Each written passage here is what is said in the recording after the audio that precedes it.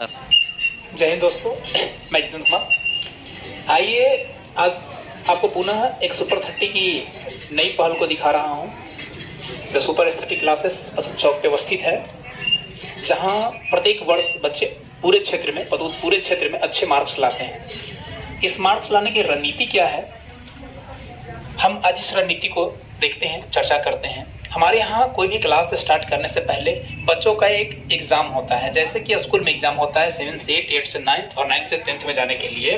और इसके अलावा हमारे यहाँ 6 दिवसीय एग्जाम लिए जाते हैं 10th क्लास में। जो बोर्ड एग्जाम देना होता है बच्चों को, उससे पहले हमारे यहाँ बच्चे एग्जाम यहाँ देते हैं, जिसमें एडमिट कार्ड और तमाम प्रोटोकॉल जो होते हैं, रिजल्ट दिए जाते हैं, मार्कशीट इशू किए जाते हैं, गाड़ी में टीचर होते हैं, बिल्कुल सीसीटीवी कैमरे की निगरानी में टेस्ट लिए जाते हैं, बिल्कुल उसी नस्ते कदम पे जैसे बिहार बोर्ड लेता है, और मार्कशीट इशू किया जाता है। तो आज मैं आपको 7, 8, 9th क्लास के बच्चों को दिखाऊंगा किस तरीके से यहाँ 6 दिवसीय एग्जाम होता है। अब वो एग्जाम देने के बाद, एग्जाम को पास आउट होने के बाद वो नए क्लास में जाएंगे। चलिए मैं आपको हॉल में ले चलता हूँ। जैसा कि आप हॉल में देख रहे हैं, बच्चे सभी एग्जाम दे रहे हैं। इसमें 7, 8 और 9th क्लास के बच्चे हैं, जो कि भी उत्तीर्ण होकर 8, 9th और 10th में चले जाएंगे। तमाम सारी व्यवस्था की गई है।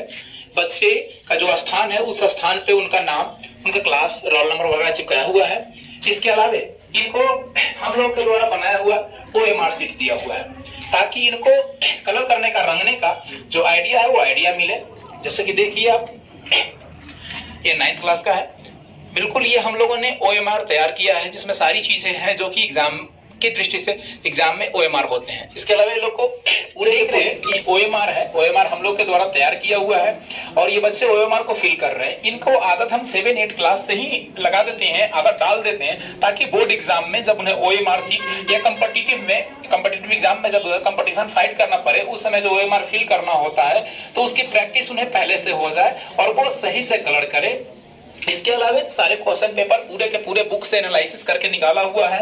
पूरा का पूरा जो मतलब आर्ट्स का है एग्जाम ना, आर्ट्स के एग्जाम का है, तो आर्ट्स के सारे बुक से जो मोस्ट सिलेक्टेड क्वेश्चन है, वो क्वेश्चन का यहाँ कॉम्बिनेशन करके बच्चों को दिया जा रहा है, एग्जाम दे रहे हैं। ऐसे ही करके इनका रूटीन बना हुआ है, रूटीन वाइज ये एग्जाम देंगे। इनका प्रत्येक दिन का शेड्यूल बना हुआ है कि किस दिन कौन सा एग्जाम होगा। उस आधार पर बच्चे अपने पूरा प्रिपरेशन करके पूरे साल भर का पूरा जो सिलेबस है, 7 का बच्चा अपना पूरे 7 का सिलेबस को कैप्चर करेगा, 8, 9, 10 के, मतलब इनको पूरा का पूरा अपने सिलेबस के अकॉर्डिंग इनको एग्जाम देना है। देख रहे हैं जैसा कि सभी लोग एग्जाम दे रहे हैं।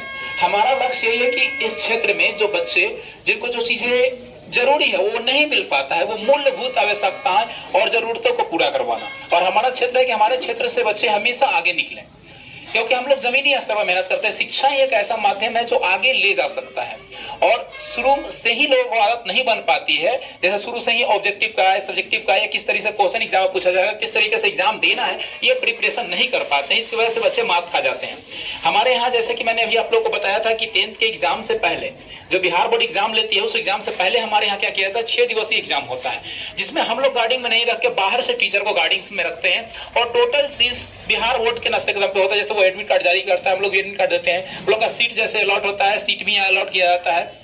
इसके अलावे एग्जाम के वही तमाम प्रोटोकॉल, ऑब्जेक्टिव का जो टाइम होता है, जितने मार्क्स का ऑब्जेक्टिव होता है, सब्जेक्टिव जितने मार्क्स का होता है, वो तमाम चीजें हम लोग उस तरीके से करते हैं, और रिजल्ट भी देते हैं, उसका मार्कशीट इशू करते हैं। और सबसे तो फतेह की बात यह है कि एग्जाम का जो परिणाम आता है, जो हम लोग द्वारा परिणाम दिया जाता है, वो परिणाम बोर्ड ऑफिस द्वारा जो परिणाम दिया जाता है, बिहार बोर्ड परीक्षा समिति द्वारा, उससे 10 नंबर 5 नंबर आगे पीछे होता है। बस अप्रॉक्स यही चीज होता है, क्योंकि सारी चीजें बिहार बोर्ड के नस्ते कदम पे हम लोग करते हैं, ताकि बच्चों को एग्जाम में जब बैठे तो उनके अंदर इन्हें ये डर ना रहे कि हमें कैसे एग्जाम देना है। जैसे कि इस हॉल में भी देख रहे हैं बच्चे और बच्चियां एग्जाम दे रही है। इसमें भी 7, 8, 9 के बच्चे हैं। और जैसा कि आपने एक हॉल को क्रॉस किया है, वहां देखा आपने जैसे कि ये सारे बच्चे अपना प्रिपरेशन कर रहे हैं, अपना एग्जाम दे रहे हैं, निश्चित समय पे अपना अपीयर्ड होते हैं, एग्जाम देते हैं, और एग्जाम के बाद फिर अपने घर चले जाते हैं। और इनका एग्जाम खत्म होने के बाद पुनः इनको रिजल्ट दिया जाएगा, और रिजल्ट देने के बाद नए सिरे से इनका नया पाठ्यक्रम शुरू होगा। नए पाठ्यक्रम इनका शुरू होगा। जो 7 से है वो 8 में जाएंगे, 8 वाले 9th में, 9th वाले 10th में जाएंगे। नए तरीके से इनका फिर पाठ्यक्रम शुरू होगा। और ये टेस्ट जो है हम लोग साल में 3 बार लेते हैं, ये तो इनका फाइनल एग्जाम है। इसके अलावा हम लोग 4-4 मंथ पे हमेशा लेते हैं। 4 मंथ में जितना सिलेबस कैप्चर होता है, उस कैप्चर के अकॉर्डिंग जितना ये लोग पढ़ लेते हैं, उसके अकॉर्डिंग ऑब्जेक्टिव सब्जेक्टिव का हम लोग टेस्ट लेते हैं कि आखिर वो 4 महीने में बच्चे ने क्या पढ़ा और क्या उनके माइंड में वो पढ़ी हुई चीज है या नहीं है, वो तमाम चीजों को हम चेक करने के लिए हम लोग एग्जाम लेते हैं, उसका रिजल्ट देते हैं और बच्चों को प्रथम, द्वितीय और तृतीय स्थान के अनुसार हम लोग क्या करते हैं, उनको इनाम भी देते हैं, उनको पुरस्कृत भी करते हैं, ताकि उनका हौसला जो हो वो हमेशा बरकरार रहे। क्योंकि जब तक बच्चों के अंदर हौसला डेवलप नहीं हो पाएगा, है ना, जब तक बच्चे आगे विकसित नहीं हो पाएंगे, क्योंकि अगर वो अच्छा कर रहे हैं तो उनकी अच्छा करने के लिए उनको तारीफ भी करना जरूरी है। और जहां जो कमियां रह जाती है उन कमियों को हम एनालिसिस करते हैं कि ये 4 महीने में जो बच्चे ने पढ़ा, इस बच्चों को कहां किस चीज में डाउट रह गया, उन डाउट को क्लियर करने के लिए उनको अलग से हम लोग देखते हैं कि कैसे इनको बैकअप देना है, कहां इनकी कमियां रह गई हैं, उन कमियों को सुधारने का हम लोग यथासंभव प्रयास करते हैं। इसके अलावा गार्जियन से भी हमारी यही अपील होती है कि आप अपने बच्चों को समय दें। आप बच्चों के लिए पैसा कमाते हैं, सारी चीजों को करते हैं, लेकिन बच्चा को अगर समय नहीं दे पाते हैं तो पैसा और वो समय व्यर्थ हो जाता है। क्योंकि हम तो यहाँ मात्र, मेरे पास बच्चे 2 या 3 घंटे के लिए रह पाते हैं, लेकिन पूरा दिन वो घर पे रहते हैं। घर पे किसके साथ रहते हैं, क्या करते हैं, खेलते हैं, कूदते हैं, मोबाइल यूज करते हैं, क्या करते हैं, उसका एक शेड्यूल होना चाहिए। हम जानते हैं कि सभी लोग अपनी अपनी आर्थिक क्रियाओं में संलिप्त होते हैं, लेकिन घर में जो माँ होती है, बहनें होती है, उनको इस चीज का केयर करना होगा कि हमारा बच्चा, हमारा भाई बहन पढ़ रहा है या नहीं पढ़ रहा है। सिर्फ कोचिंग जाने से नहीं होगा, कोचिंग में तो हम लोग जो भी करना है वो तो करते हैं, लेकिन इसके अलावा उनको घर पे भी समय देना बहुत जरूरी है। तो जो तैयारी हमारी है आप लोग सभी देख रहे हैं, हम यही चाहते हैं कि हमारे क्षेत्र के बच्चों का उचित से उचित विकास हो। जो कमियां रह जाती है उन कमियों को धीरे धीरे करके हम लोग पूरा करने का प्रयास करते हैं।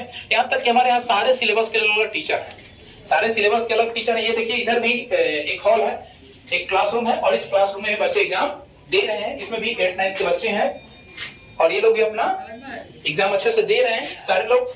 हम चाहेंगे कि थोड़ा सा जूम करके दिखाएं कि कैसे ये लोग OMR फिल कर रहे हैं, बारीकी से ये लोग को दिखाएं। अपना सारा चीज देखिए, इस पे अपना नाम वगैरह सब चीज ये फिल अप किए हुए हैं। थोड़ा सा हटाइए, सारा चीज इस पे जैसे बोर्ड का होता है वो तमाम चीजें इस पे भी है। रोल नंबर, रोल कोड के लिए है, इन्वोलेटर का है, सेंटर का है, किस सब्जेक्ट का एग्जाम दे रहे हैं, कौन से पाली में आप एग्जाम दे रहे हैं, तमाम चीजें इसमें अवेलेबल है, ताकि ये लोगों को शुरू से ही आदत हो जाए। तो हम यही चाहते हैं कि हमारे क्षेत्र के सभी बच्चों का विकास हो, और उसके लिए हम लोग हमेशा तटस्थ हैं और कदम से कदम मिलाकर बच्चों के साथ, गार्जियन के साथ हम लोग चलने को सज्ज हैं। जय हिंद, जय भारत।